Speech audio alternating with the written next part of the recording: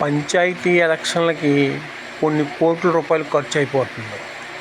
అన్ని కోట్ల రూపాయలు ఖర్చు అయిపోతున్నా కానీ ఒక సాధారణ మానవుడికి, వేరే కులస్తుడికి వాడి పదవి లేకుండా అయిపోతుంది. అంటే బీసీలో ఎన్ని కులాన్ని కలిపేశావు? 10 కులాలు 20 కులాలు కలిపావు. బీసీ అన్న పేరు ఎత్తితే అందులో ఒక చెట్టు బజ్జీ వాడో, లేకపోతే ఏ మగ్గాలను వేసేవాడు, ఏ కమ్మవాడో పైకి వస్తున్నాడు. ఎందుకు? వాడి దగ్గర డబ్బు ఉంటుంది కాబట్టి వాడు పోటీకి వచ్చి వాడు డబ్బు ఖర్చు పెట్టి ఇచ్చాడు కానీ పోటీలో నిలబడుతున్నాడు, నెగ్గాపోయినాడు. ఇవన్నీ కాకుండా మనకి పంచాయతీ ఎలక్షన్లో ప్రెసిడెంట్కి సంబంధించిన ఎలక్షన్లో డబ్బు ఖర్చు అవ్వకుండా చేసుకోవాలంటే నేను ముఖ్యమంత్రి గారికి ఒకటే విన్నపించున్నాను.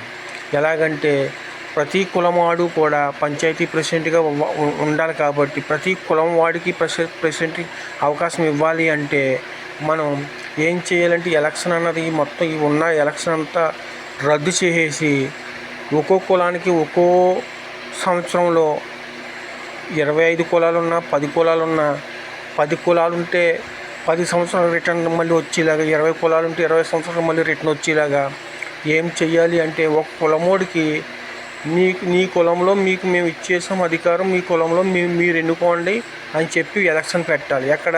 ఒక్క పంచాయతీ దగ్గర ఒక్క కులమోడిని కేకేసి ఆ కులమోడిని ఎవడన్నా నేను ఒక కులమోడే ఒప్పుకోడు, నా కులంలో నేను ఉంటాను అంటారు. అంటే ఎందుకు?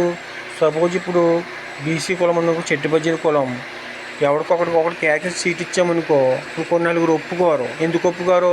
ఆడికి ఇచ్చేదేంటి నాకు కావాలి, ఆడికి ఇచ్చేదేంటి నాకు కావాలి, ఆడికి ఇచ్చేదేంటి నాకు కావాలని 10 మంది నిలబెడతారు.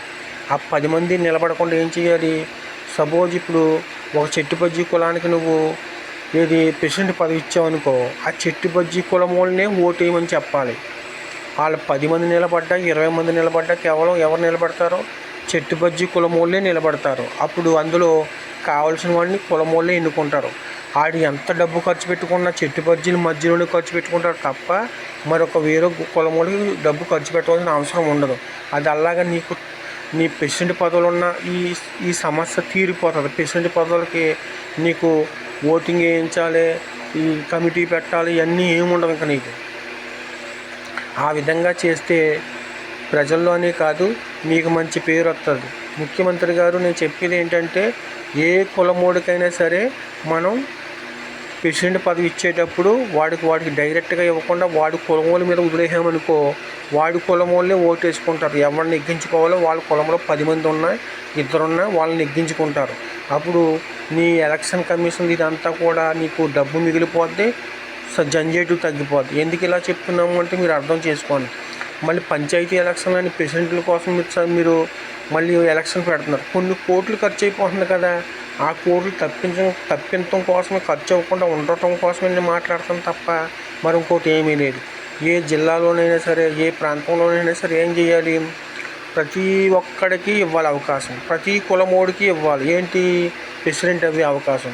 ఇప్పుడు బీసీ అంటున్నారు, బీసీలోను ఒక చెట్టు బజ్జీ ఓడును, లేకపోతే ఒక కమ్మోడును, లేకపోతే ఎవడో నిలబడుతున్నాడు తప్ప గొల్లోళ్ళు, లేకపోతే మంగళోళ్ళు, లేకపోతే కొమ్మరోళ్ళు, ఇలాగే లేకపోతే ఎరకలోళ్ళు వీళ్ళు నిలబడతా ఆస్కారం ఉండలేదు కాబట్టి ప్రతి ఒక్క కులమోడికి ఇచ్చే అవకాశం ఇలాగ ఇచ్చామనుకో మనం ఆ కులంలో వాళ్ళే వాడిని ఎన్నుకుంటారు. ఆ కులమోడే అక్కడ ప్రెసిడెంట్గా ఉంటాడు.